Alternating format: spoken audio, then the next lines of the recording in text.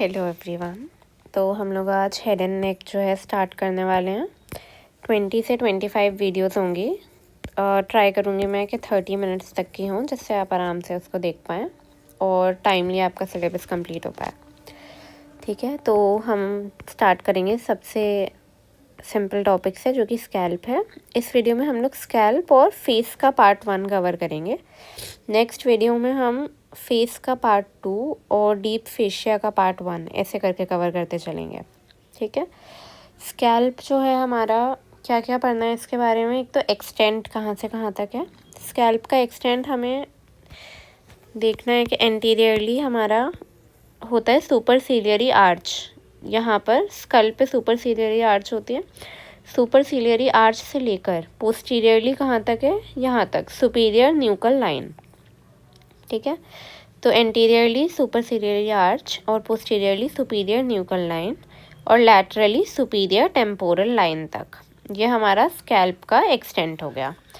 अब स्कैल्प के जो लेयर्स हैं, हमारे पास 5 लेयर्स हैं जिनका निमोनिक भी स्कैल्प होता है। सबसे पहली लेयर होती है स्किन की, फिर कनेक्टिव टिश्यू, फिर अपोन्यूरोटिक लेयर, लूज एरियोलर टिश्यू और पेरिक्रेनियम। ठीक है, स्कैल्प 5 लेयर्स हैं। क्या क्या पता होना चाहिए हमें। स्किन हमारी थिक होती है, हेयरी होती है स्कैल्प की। सेबेशियस ग्लैंड्स होते हैं यहाँ पर, इसीलिए यहाँ पे कई बार सिस्ट बन जाते हैं, सेबेशियस सिस्ट।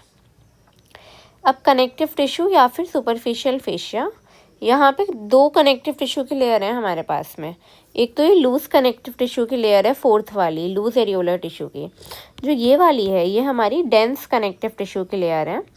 और यहाँ पर हमारे पास क्या है, बहुत सारी ब्लड वेसल्स होती हैं और नर्व होती हैं। और ये जो कैसा है, ये हमें अभी पढ़ा कि डेंस है एकदम, क्योंकि ये डेंस कनेक्टिव टिश्यू है। तो ये जो हमारी ब्लड वेसल्स हैं, टिश्यू से टाइटली कनेक्टेड हैं। अगर हमारी ब्लड वेसल यहाँ पे फट रही है या चोट लग रही है हमें, तो बहुत ज़्यादा ब्लीडिंग होती है, प्रोफ्यूज ब्लीडिंग। क्योंकि वो क्या होता है कि टिश्यू के बीच में उसे स्पेस ही नहीं मिलता रिट्रैक्ट करने का। ठीक है, तो ये डेंस कनेक्टिव टिश्यू में होने की वजह से बहुत ज़्यादा प्रोफ्यूज ब्लीडिंग होती है। अगली लेयर है अपोन्यूरोसिस की। अब अपोन्यूरोसिस क्या होता है। अपोन्यूरोसिस वो पार्ट होता है जहाँ पे 2 मसल आके जुड़ रही होती हैं। ठीक है, अगर 2 मसल्स ओवरलैप कर रही हैं, उस पार्ट को हम लोग कहते हैं अपोन्यूरोटिक पार्ट। तो यहाँ पे 2 मसल हैं, ऑसिपिटालिस और फ्रंटालिस, जिनको मिला के हमने कह दिया ऑसिपिटो फ्रंटालिस मसल। इसी का दूसरा नाम है एपिक्रेनियल अपोन्यूरोसिस या फिर गेलिया अपोन्यूरोटिका। अब क्या है, ये रही हमारी ऑसिपिटो फ्रंटालिस मसल। ये देखो ऐसे है अरेंज्ड। ठीक है, लॉन्गिट्यूडिनली है ये। लॉन्गिट्यूडिनली जो है टेंशन है इसमें, ऐसे एकदम कसी हुई होती है। ठीक है, अब हमारी अगर चोट लगती है कैसे, ट्रांसवर्सली इस डायरेक्शन में अगर चोट लगेगी, तो इधर से टेंशन लगेगी और वूंड्स क्या कर जाएंगे, गेप कर जाएंगे। फिर से हमारे क्या होगी, प्रोफ्यूज ब्लीडिंग होगी, बहुत ज़्यादा ब्लीडिंग होगी। और अगर हमारी चोट जो है ऐसे में लगेगी, तो फिर कम ब्लीडिंग होगी। ठीक है, तो 2 रीज़न है हमारे पास में जिसकी वजह से अगर स्कैल्प में वूंड हो रहा है तो बहुत ज़्यादा ब्लीडिंग होती है। एक क्या है कि हमारे कनेक्टिव टिश्यू में ब्लड वेसल्स और नर्व्स हैं जो कि टिश्यू से कनेक्टेड हैं, तो रिट्रैक्ट नहीं कर पाती। दूसरा कि जो हमारा अपोन्यूरोटिक लेयर है, वहाँ पे क्या होता है ना कि मसल की टोन की वजह से AP डायरेक्शन में, एंटीरियर पोस्टीरियर डायरेक्शन में हमारी क्या है, टेंशन है। तो ट्रांसवर्स अगर वूंड है तो फिर वो गेप करेगा। फिर 4th लेयर हमारी लूज एरियोलर टिश्यू की, जहाँ पे हमारे क्या होती हैं, एमिशरी वेन्स होती हैं। ये देखो एमिशरी वेन्स हैं क्या। एमिशरी वेन वो वेन है जो कि स्कैल्प की वेन्स को कनेक्ट करेंगी इंट्राक्रेनियल ड्यूरल वीनस साइनस से। अब ये क्या है बेटा, स्कल के अंदर। स्कैल्प कहाँ है, स्कल के ऊपर है। ये जो पेरिक्रेनियम आप देख रहे हैं, ये स्कैल्प के बाहर वाली लेयर है, स्कल के बाहर वाली लेयर है। तो स्कल के जो है बाहर है हमारा स्कैल्प, और स्कल के अंदर हमारा मेम्ब्रेन्स होती हैं, मेनिंजेस जिन्हें कहते हैं। ठीक है, ड्यूरामीटर। ड्यूरामीटर के बीच में वीनस साइनस बनता है। ठीक है, वहाँ पे ब्लड इकट्ठा होता है, वीनस साइनस बनता है। वीनस का मतलब वीनस ब्लड इकट्ठा होगा, यानी कि डीऑक्सीजनेटेड ब्लड, और साइनस का मतलब कोई भी स्पेस है। ठीक है, तो इंट्राक्रेनियल ड्यूरल वीनस साइनस समझ में आ रहा है। मतलब इसका इंट्राक्रेनियल क्रेनियम के अंदर है, ड्यूरल वेनस साइनस, ड्यूरल का मतलब ड्यूरा मैटर में जो वेनस साइनस बन रहा है वहाँ पर, तो ये उसी का एक पार्ट है सुपीरियर सजाइटल साइनस जो यहाँ पे लेबल्ड है। आप लोग ये जब न्यूरो एनाटमी पढ़ेंगे तब डिटेल में पढ़ेंगे।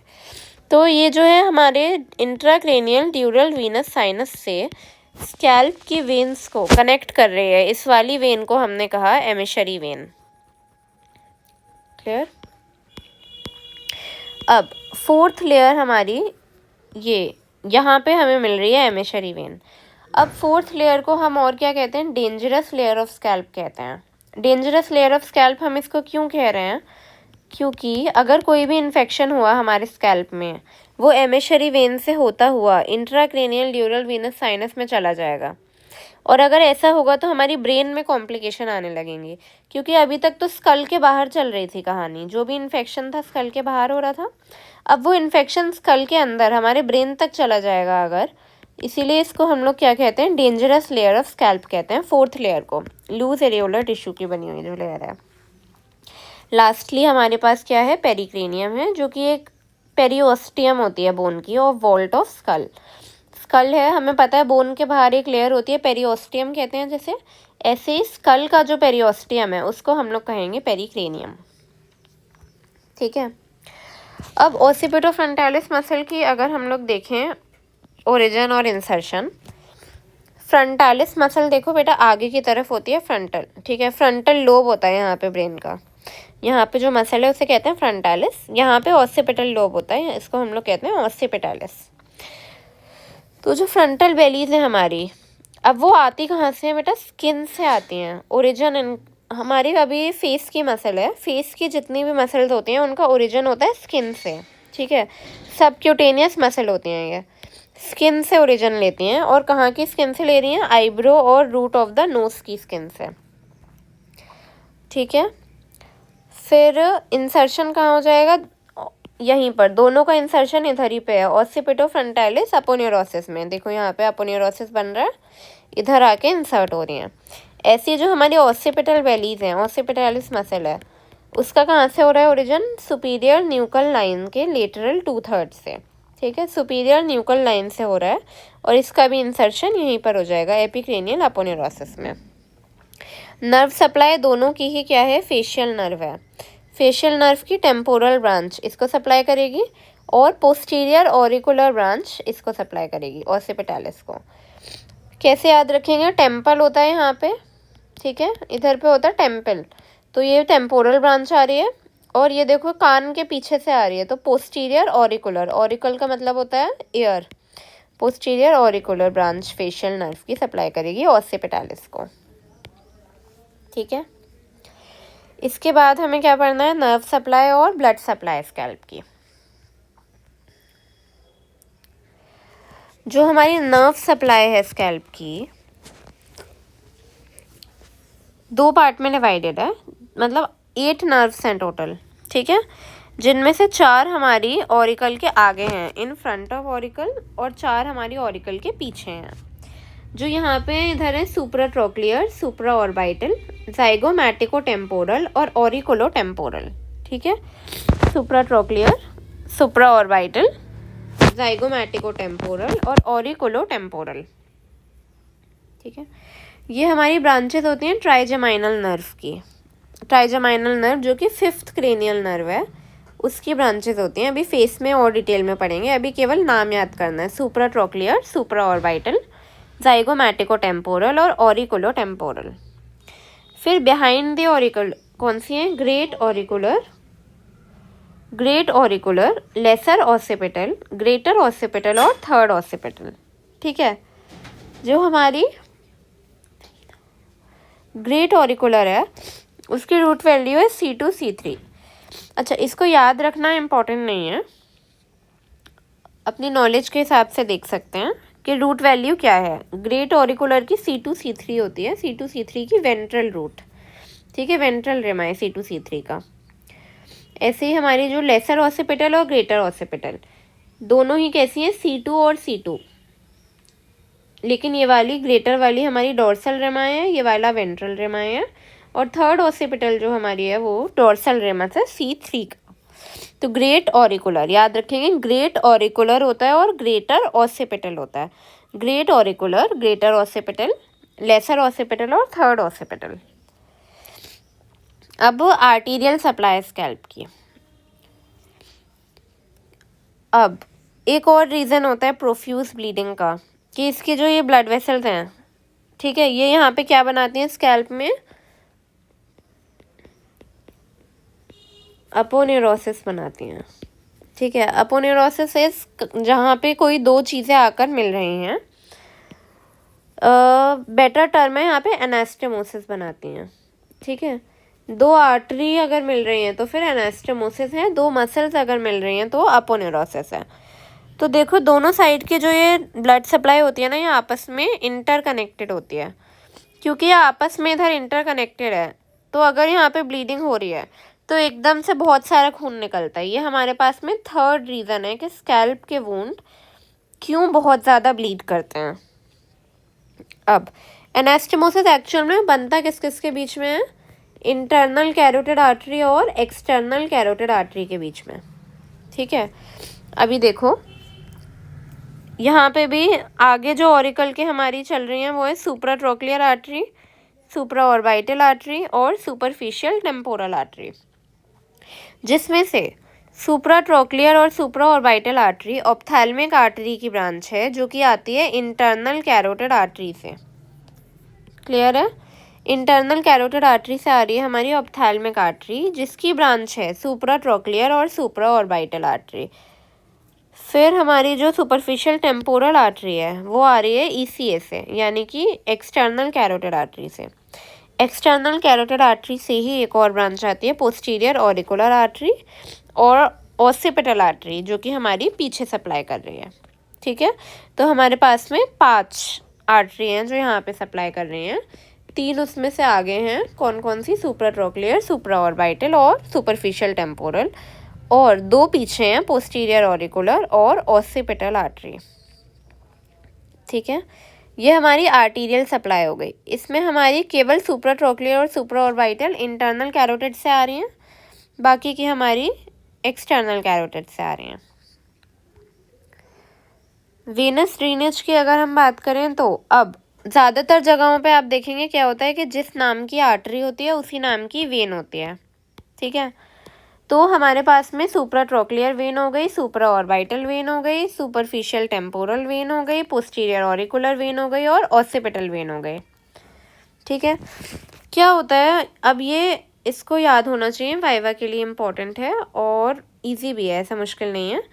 सुप्राट्रोक्लियर वेन और सुप्राऑर्बिटल वेन दोनों मिलकर हमारी बना लेती हैं एंगुलर वेन। ठीक है, यही एंगुलर वेन आगे जाके बनाती है फेशियल वेन, यही एंगुलर वेन आगे जाके बनाएगी फेशियल वेन।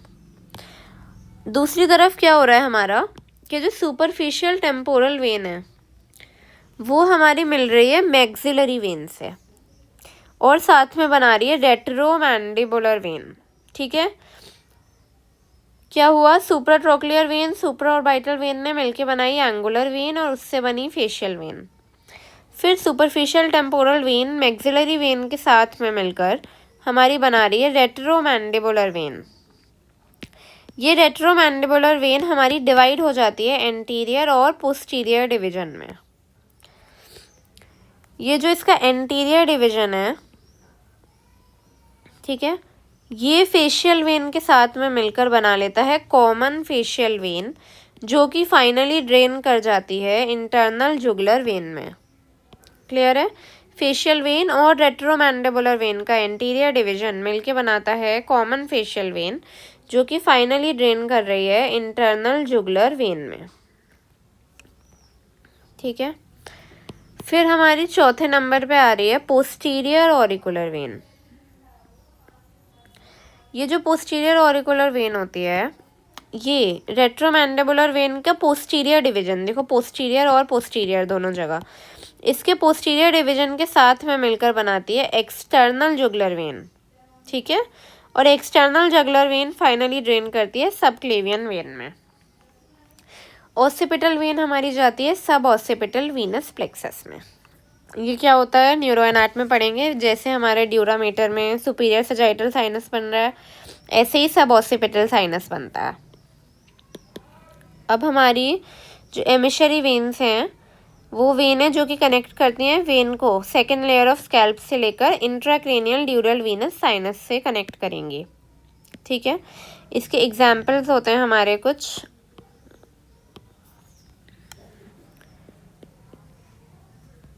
ठीक है, एक पेरोटिड एमिशरी वेन होती है और मैस्टॉइड एमिशरी वेन होती है, बस नाम याद रखना है हमें,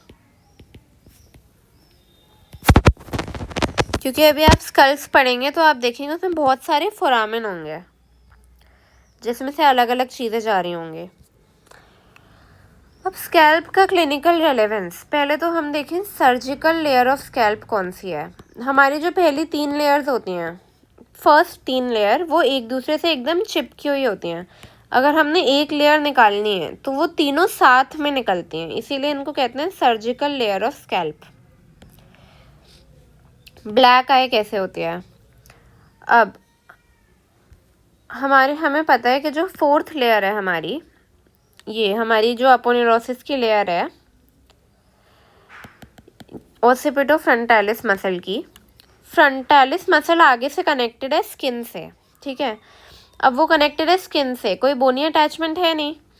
तो अगर इसके नीचे ब्लड है, अगर 4th लेयर में हमारा ब्लड इकट्ठा हुआ तो वो अपोन्यूरोटिक लेयर के सहारे क्या करेगा ना, आगे की तरफ चला जाता है ऐसे, और उसे जाने की जगह भी मिल रही है। उसे जाने की जगह क्यों मिल रही है? क्योंकि जो फ्रंटालिस मसल है उसकी एंटीरियरली कोई भी बोनी अटैचमेंट नहीं है, तो उसको जाने की जगह मिल रही है, वो जाके आगे चला जाएगा। और ये जो ब्लड है अब ये 4th लेयर से आगे की तरफ आएगा, इधर आगे जाएगा, तो फिर कहाँ जाएगा? ऑर्बिट के पास में जाएगा, तो ऑर्बिट में जाके इकट्ठा हो जाता है, और जिसको हम लोग क्या बोल देते हैं फिर? ब्लैक आई बोल देते हैं। ठीक है, ये हो गया हमारा ब्लैक आई का।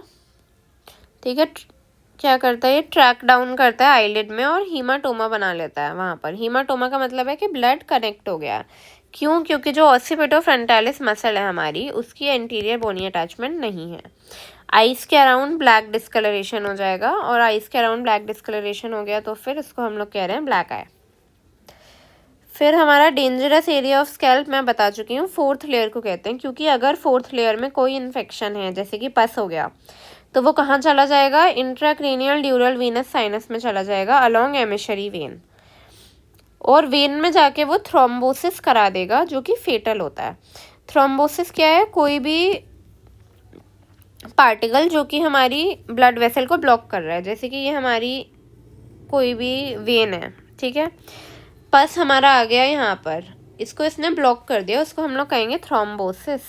और अगर ऐसा होगा तो ये फेटल क्यों है? क्योंकि ब्रेन के पास ब्लड पहुँचना बंद हो जाएगा,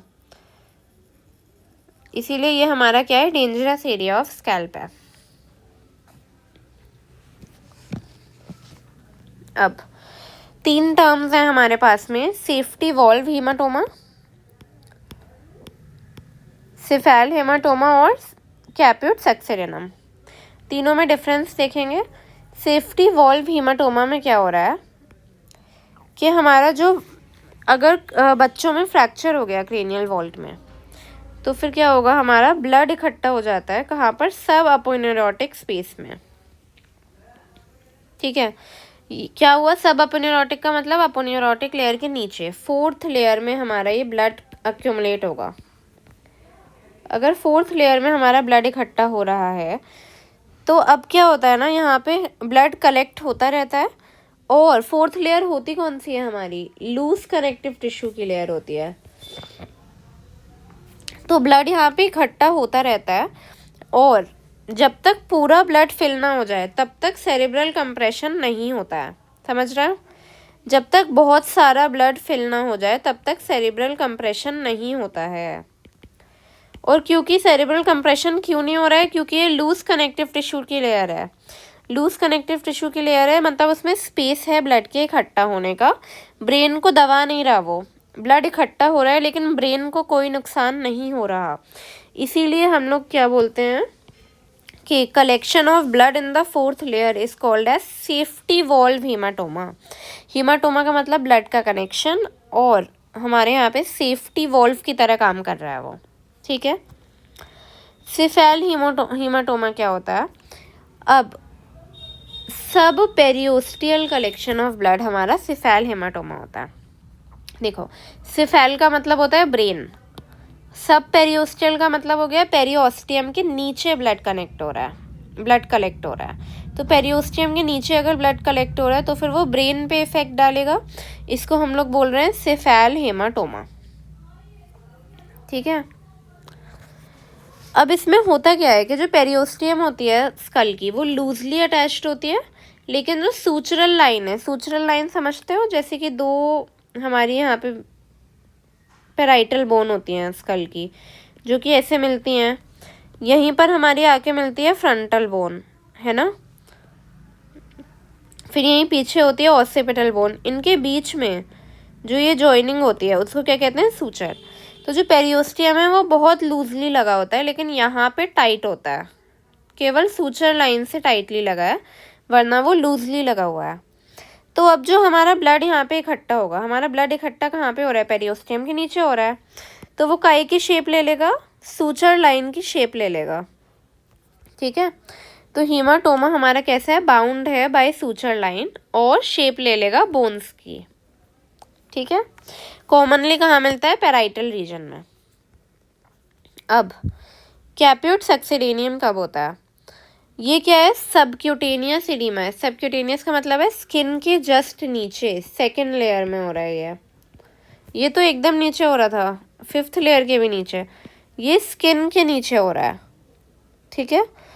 अब जब हमारा पैसेज होता है हेड का थ्रू द बर्थ कैनाल, यानी कि जब डिलीवरी हो रही है, देखो दो तरीके से होती है, या तो फोर्सेप असिस्टेड डिलीवरी है, ठीक है, ऐसे करके निकला फोर्सेप से, या फिर वैक्यूम असिस्टेड है ये। अब अगर हमने ये वैक्यूम असिस्टेड डिलीवरी करी है तो वैक्यूम में क्या होता है बेटा? प्रेशर पड़ता है, तो सारा ब्लड यहाँ पर इकट्ठा हो जाएगा, ठीक है। हमारा ब्लड यहाँ पे इकट्ठा हो जाएगा और फिर वीनस रिटर्न होने में थोड़ा टाइम लगेगा, ठीक है। तो मोस्टली कहाँ पे होता है? ये ऑसिपिटल रीजन में होगा। ऑसिपिटल रीजन में क्यों होगा? क्योंकि देखो वैक्यूम ही हम ऑसिपिटल रीजन में लगा रहे हैं, तो ऑसिपिटल रीजन में होगा, सूचर लाइन को क्रॉस करेगा, ठीक है। क्या है? जनरली इडीमा सबसाइड कर जाएगा इन अ फ्यू डेज। क्यों हो रहा है हमारा ये? हो क्यों रहा है कैप्यूट सक्सेडेना? क्योंकि हमारी जब डिलीवरी हुई फ्रॉम द बर्थ कैनाल, तो उसमें क्या हुआ? हमारा इंटरफेरेंस आ गया वीनस रिटर्न में, सारा ब्लड यहाँ पे आके इकट्ठा हो गया। अब वो ब्लड वापस जाएगा धीरे धीरे, इसीलिए हमारा जो इडीमा हुआ है वो थोड़े दिनों में सबसाइड कर जाएगा। क्लियर है? हमारा ये स्कैल्प है। अब फेस हम देखेंगे, ठीक है। फेस का पार्ट 1 आज करेंगे।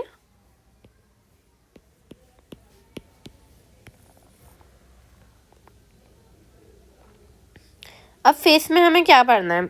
मसल्स पढ़नी है फेस की, और मसल्स में हमें किसी का भी ओरिजिन इंसर्शन याद नहीं करना है। क्या याद करना है? एक्शन और नर्व सप्लाई, ठीक है। 3 टाइप की मसल्स हैं हमारी, आइज के अराउंड, नेजल कैविटी के अराउंड और माउथ के अराउंड।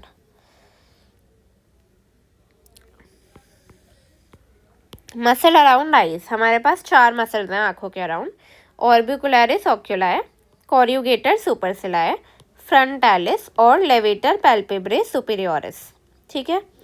ऑर्बिकुलरिस ओक्यूलाई के 3 पार्ट होते हैं, ऑर्बिटल, पैल्पेब्रल और लैक्रिमल। ऑर्बिटल वाला क्या कराएगा? आइज को टाइटली क्लोज कराता है, पैल्पेब्रल वाला जेंटली क्लोज कराता है, और लैक्रिमल वाला लैक्रिमल फ्लूइड की ड्रेनेज कराता है। देखो ये आंखों के अराउंड जो ये वाली मसल है, इसको हम लोग कह रहे हैं ऑर्बिकुलरिस ओक्यूलाई, जिसके 3 पार्ट पढ़े हमने। ऑर्बिटल पार्ट जो कि टाइटली क्लोज कराता है, पैल्पेब्रल पार्ट जो कि जेंटली क्लोज कराता है, और लैक्रिमल पार्ट होता है जो कि लैक्रिमल ग्लैंड का लैक्रिमल फ्लूइड की ड्रेनेज कराता है। क्योंकि यहाँ पर हमारा जो है लैक्रिमल ग्लैंड होता है, टीयर प्रोड्यूसिंग ग्लैंड है ना, तो ये वाली मसल जब कॉन्ट्रैक्ट करती है तो हमारा टीयर का प्रोडक्शन होता है, टीयर का ड्रेनेज होता है आँख में। तो 3 पार्ट पढ़ लिया ऑर्बिकुलरिस ओक्यूलाई के, ठीक है।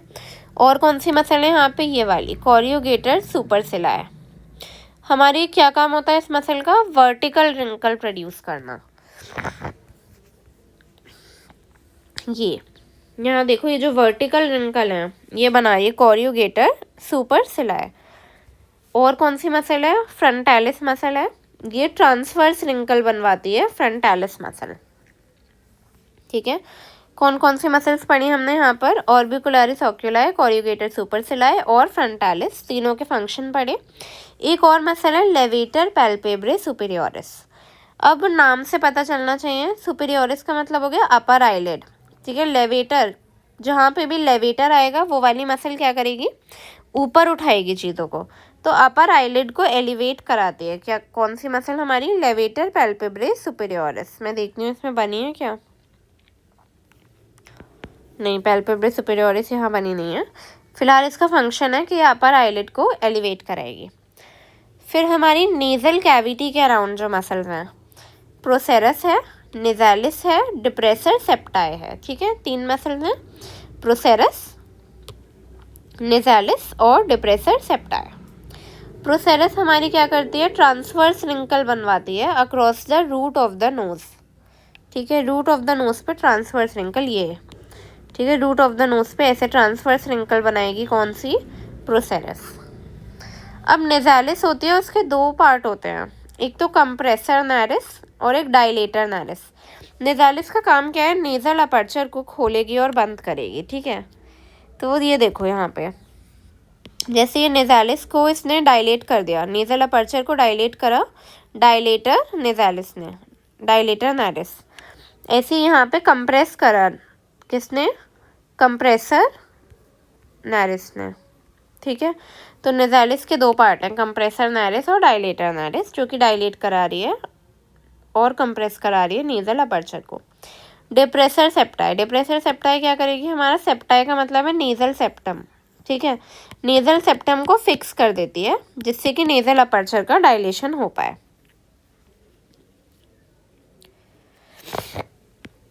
क्लियर है इतना, ये देखो, ये ऑर्बिकुलरिस ओक्यूलाई का फंक्शन है। फिर हम आते हैं फेस की मसल्स पे, जो कि है मसल्स अराउंड द माउथ। हमने मसल्स पढ़ी around the eyes, around nasal cavity, अब हमारे हैं मसल्स अराउंड द माउथ पर। एक तो हमारी ऑर्बिकुलरिस, देखो 2 मसल्स हैं बेसिकली, 2 पार्ट में डिवाइडेड है। ऑर्बिकुलरिस ओरिस होती है जो कि स्फिंक्टर की तरह काम करती है। ठीक है, ये माउथ को सिकोड़ेगी। और 9 मसल्स होती हैं जो कि डायलेटर की तरह काम करती हैं, ये माउथ को फैलाती हैं। ठीक है, ये 9 कौन सी हैं, याद होनी चाहिए, levator labii superioris alaeque nasi, levator labii superioris, levator anguli oris, zygomaticus minor, zygomaticus major, depressor labii inferioris, depressor anguli oris, risorius और बक्सिनेटर। जिसमें से ओरिजिन इंसर्शन हमें किसका याद करना है, बक्सिनेटर का, बस। अब नाम से पता चल रहा है, लेवेटर लेबाई सुपीरियोरिस, लेबाई का मतलब होता है लिप, सुपीरियोरिस का मतलब हो गया अपर लिप को का एलिवेशन करा रही है, ये भी यही करा रही है। लेकिन इन दोनों में डिफरेंस क्या है, यहाँ पे लिखा है आगे एलिक नेजा है, ये क्या करती है, साथ में नोज का भी, ये इंटीरियर नेजल अपर्चर का भी डायलेशन कराती है, एलिक नेजा है। लेवेटर लेबाई सुपीरियोरिस एलिक नेजा है, क्या कर रही है, एक तो अपर लिप को एलिवेट कर रही है और नेजल अपर्चर का डायलेशन करा रही है। ठीक है, साथ में हमारी ये हो गई। अब लेवेटर एंगुलाई ओरिस, जो लिप्स का हमारा एंगल बनता है,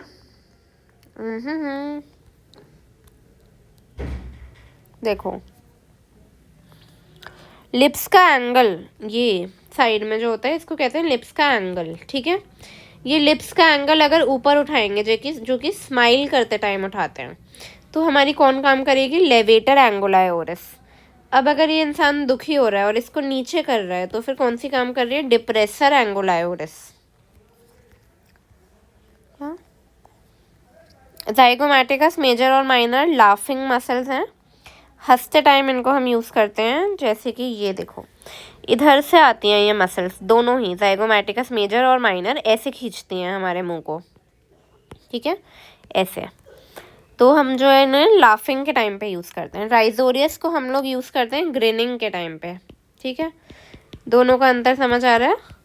ग्रिनिंग के टाइम पर ऐसे राइजोरियस।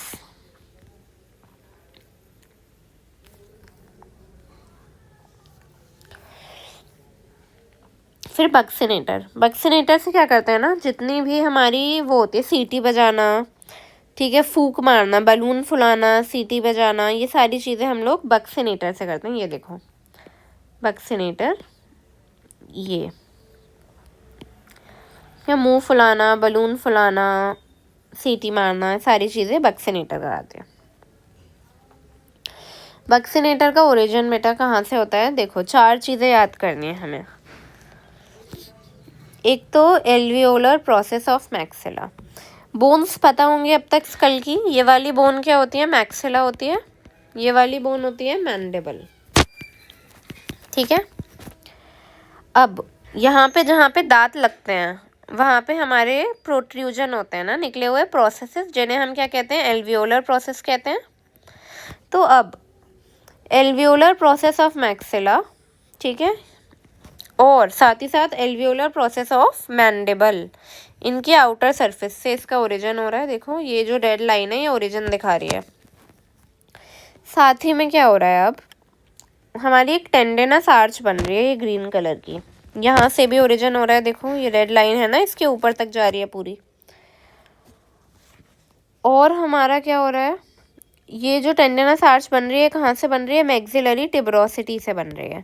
तो कहाँ क्या क्या पढ़ा हमने? Outer surface of alveolar process of maxilla, maxillary tuberosity, outer surface of alveolar process of mandible. अब एक और टेंडन होता है जो टेरिगोइड हैम्युलस होता है, ये ठीक है, आप पढ़ेंगे इस फेनोइड का टेरिगोइड प्रोसेस होता है। टेरिगोइड प्रोसेस पे ये हमारा टेरिगोइड हैम्युलस होता है, जहाँ से हमारा फाइबर इधर तक जा रहा है। ठीक है, कहाँ तक जाता है? ये मैंडिबल तक जाता है। इसको हम लोग क्या बोलते हैं? टेरिगो मैंडिबुलर रैफे, क्योंकि ये टेरिगोइड से लेकर मैंडिबल तक जा रहा है। Pterygo mandibular रैफे। ठीक है, इन 4 जगहों से बक्सिनेटर का ओरिजिन है।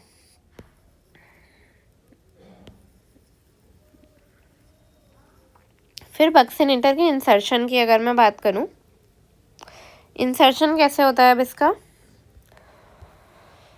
अपर फाइबर्स देखो यहाँ से पूरी निकल के आ रही है, ये निकल के आ रही है पूरी। इसके जो अपर फाइबर्स हैं वो जाके इंसर्ट हो जाएंगे अपर लिप पे, लोअर फाइबर लोअर लिप पे। लेकिन जो मिडिल फाइबर्स होते हैं वो क्या करते हैं? डेकोसेट करते हैं। डेकोसेट का मतलब है क्रॉस करते हैं, जिससे जो लोअर फाइबर हैं वो अपर लिप पे चले गए और अपर फाइबर लोअर लिप पे आ गए।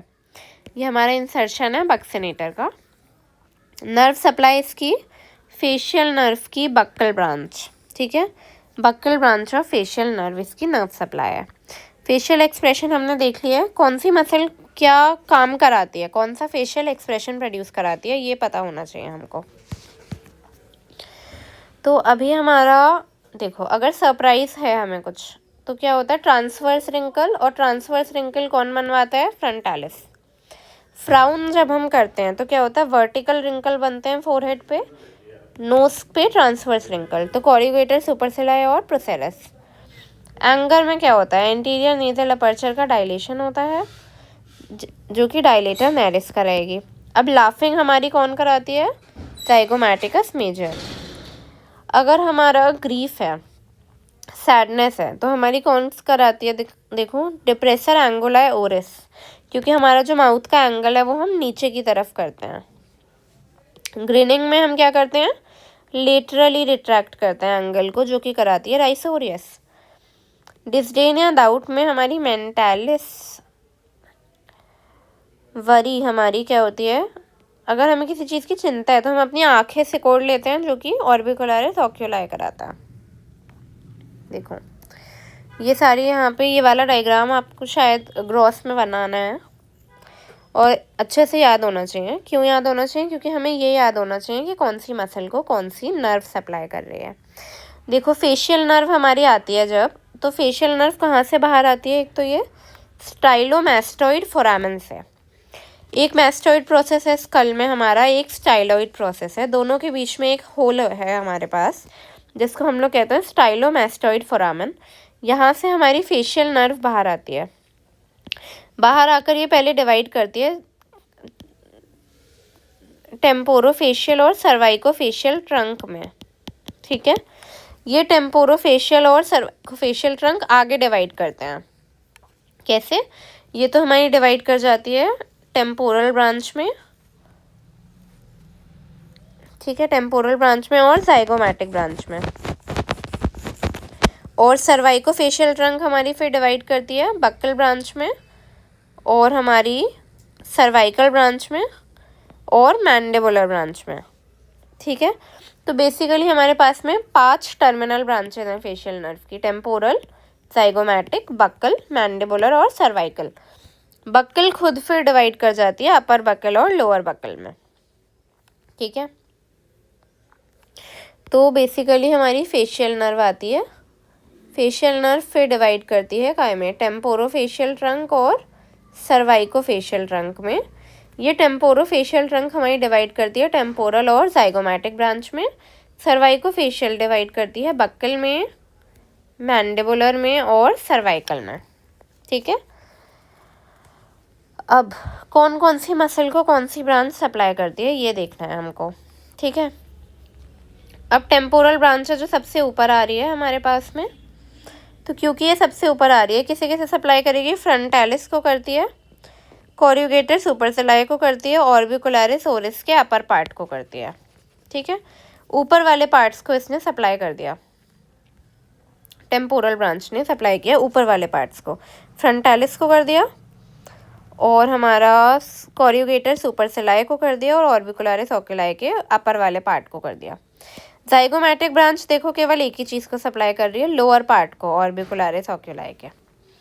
अब जो बक्कल ब्रांच है जिनमें से अपर वाली तो ये जा रही है, इतनी सारी मसल्स को कर रही है, जाइगोमैटिकस मेजर को कर रही है, जाइगोमैटिकस माइनर को कर रही है ना, लेवेटर एंगुलाई ओरिस को करेगी, लेवेटर लेबाई सुपीरियोरिस ये वाली, लेवेटर लेबाई सुपीरियोरिस एलेक नेजाई को करेगी और नोस की मसल्स को भी कर रही है, ठीक। लोअर ब्रांच कैसे कर रही है, केवल 2 चीज़ों को कर रही है, बक्सिनेटर को और ऑर्बिकुलरिस ओक्यूलाई को। मार्जिनल मैंडिबुलर अब इधर कर रही है नीचे की तरफ, राइजोरियस को और डिप्रेसर को और मेंटालिस को जो यहाँ चिन पे होती है। सर्वाइकल ब्रांच करती है प्लेटिस्मा को, प्लेटिस्मा से और मेंटालिस से। देखो पकरिंग ऑफ लिप अगर हमने करी है ऐसे, हम कोई चीज़ सोच रहे हैं अगर, तो मेंटालिस यूज़ हो रही है और इसमें हमारी प्लेटिस्मा हो रही है, ठीक है। तो ये हमारी क्या है, फेस की मोटर सप्लाई हो गई। मोटर का मतलब मसल्स की सप्लाई। सेंसरी सप्लाई की अगर मैं बात करूँ तो कौन कर रहा है, सेंसरी सप्लाई दे रही है हमारी ट्राइजेमाइनल नर्व। ट्राइजेमाइनल नर्व खुद हमारी 3 ब्रांचेस में डिवाइड हो जाती है, ऑप्थैल्मिक, मैक्सिलरी और मैंडिबुलर, ठीक है। ऑप्थैल्मिक डिवीजन हमारी ये सब देती है, सुप्राऑर्बिटल, सुप्राट्रोक्लियर, इंफ्राट्रोक्लियर, एक्सटर्नल नेजल और लेक्राइमल। ये सब आपको याद करने की चीज़ है, इसलिए मैं इस पर इतना ज़्यादा वो नहीं कर रही हूँ। अभी हमने ये पढ़ा था सुप्राऑर्बिटल और सुप्राट्रोक्लियर स्कैल्प में पढ़ा था, ठीक है। ऐसे ही हमने पढ़ी थी जाइगोमैटिको टेम्पोरल और ऑरिकुलो टेम्पोरल। जाइगोमैटिको टेम्पोरल हमारी देती है maxillary division, infraorbital, zygomatico facial, zygomatico temporal. Similarly हमारी मैंडिबुलर डिवीजन दे रही है मेंटल ब्रांच, बक्कल ब्रांच और ऑरिकुलो टेम्पोरल ब्रांच। देखो एक बक्कल ब्रांच है ये मैंडिबुलर डिवीजन से जो आ रही है, ठीक है। एक बक्कल ब्रांच होती है फेशियल नर्व की, और अभी मैंने बताया था कि बक्सिनेटर की नर्व सप्लाई होती है buccal branch of facial nerve. लेकिन अगर buccal branch of mandibular nerve की बात करूँ मैं, mandibular division of trigeminal nerve, तो फिर वो क्या है, सेंसरी सप्लाई है हमारी। बक्सिनेटर की सप्लाई फेशियल नर्व से आ रही है, ठीक है। अब ये डिवीजन क्या है, हमारी जो तीनों ब्रांचेज हैं वो अलग अलग एरिया में सप्लाई करती हैं। ये डायग्राम आपको थोड़ा पता होना चाहिए कि हम लोग क्या करते हैं, लेटरल कैंथस ऑफ आई, जो आई है इसके कॉर्नर को कहते हैं कैंथस। लेटरल कैंथस से लेकर हम कनेक्ट कर देते हैं सुपीरियर टेम्पोरल लाइन से, और यहाँ पर हम लोग नोज के मीडियल पार्ट से, ठीक है। इसके ऊपर वाला एरिया सप्लाई करता है हमारा V1। V1 का क्या मतलब है, ऑप्थैल्मिक डिवीजन, ट्राइजेमाइनल नर्व जो कि 5th क्रेनियल नर्व होती है उसकी पहला डिवीजन। फिर ऐसे ही हमने यहाँ से लिया कि एंगल ऑफ लिप से लेकर इसको यहाँ से कनेक्ट करा, इस वाले एरिया पे हमारी सप्लाई करती है मैक्सिलरी डिवीजन। और हमारा लास्टली जो ये वाला बचा हुआ एरिया है इधर पे सप्लाई करती है मैंडिबुलर डिवीजन। याद रखना है यहाँ पे जो नर्व सप्लाई होती है हमारी, ये वाली, क्या कहते हैं इसको, एंगल ऑफ मैंडिबल। ठीक है, एंगल ऑफ मैंडिबल पे हमें सप्लाई करती है कौन, ग्रेट C2C3 क्या था, ग्रेट ऑरिकुलर नर्व की रूट वैल्यू है ये C2C3, ग्रेट ऑरिकुलर नर्व। तो sensory supply of face is provided by trigeminal nerve except angle of the mandible, जिसको सप्लाई जहाँ पे कौन सप्लाई करता है, ग्रेट ऑरिकुलर नर्व। ठीक है, अब हमारे पास एक न्यूरोपैथिक पेन होता है ट्राइजेमाइनल न्यूरैल्जिया। ठीक है, क्या होता है कि ट्राइजेमाइनल नर्व के अलोंग सडन पेन होता है। ठीक है, तीनों में से किसी भी डिवीजन में हो सकता है, मोस्टली हमारा मैक्सिलरी डिवीजन से शुरू होता है। ठीक है, तो आपका जो पेन होता है वो यहाँ से एकदम ऊपर तक फैलेगा, पता नहीं चलता, ऐसा लगता है कि दांत में है क्या, फिर दांत से आपको लगेगा कि कान में हो रहा है क्या, या फिर सर में हो रहा है क्या, एकदम पता नहीं चलता, क्योंकि जो पेन होता है हमारा वो कैसे फैलता है, नर्व के अलोंग फैलता है। ठीक है, तो हम लोग इसको बोलते हैं ट्राइजेमाइनल न्यूरैल्जिया, कि ट्राइजेमाइनल नर्व की ब्रांचेस के अलोंग हमारा पेन का अटैक हो रहा है। ठीक है,